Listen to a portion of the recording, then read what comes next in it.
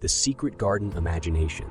In the bustling city of Adelphia, amidst soaring skyscrapers and a maze of traffic, congested streets, there was a legend whispered in hushed tones about the secret garden of imagination.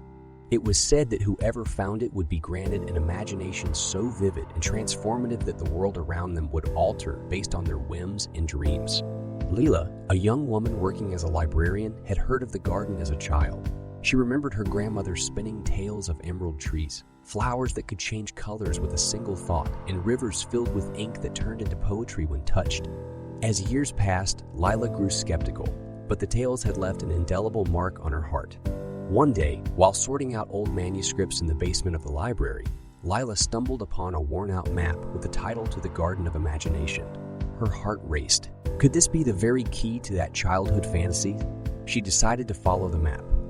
It led her through a series of winding alleys, up a hidden staircase in an old bookstore, and finally to a tiny door behind a cascade of ivy. As she stepped in, she found herself in the most breathtaking sight she had ever seen.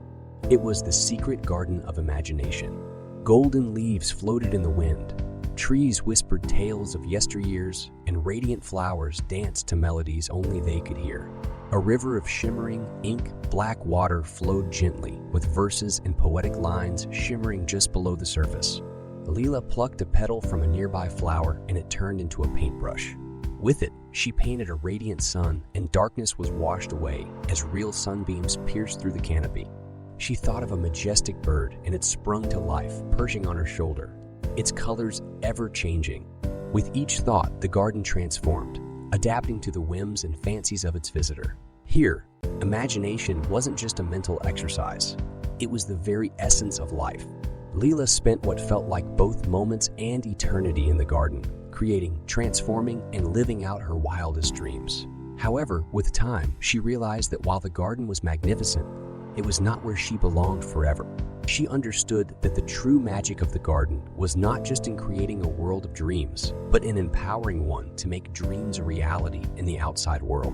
With a heavy heart but renewed spirit, Lila stepped back into Adelphia, carrying with her the vivid hues, enchanting melodies, and unwavering belief from the secret garden of imagination.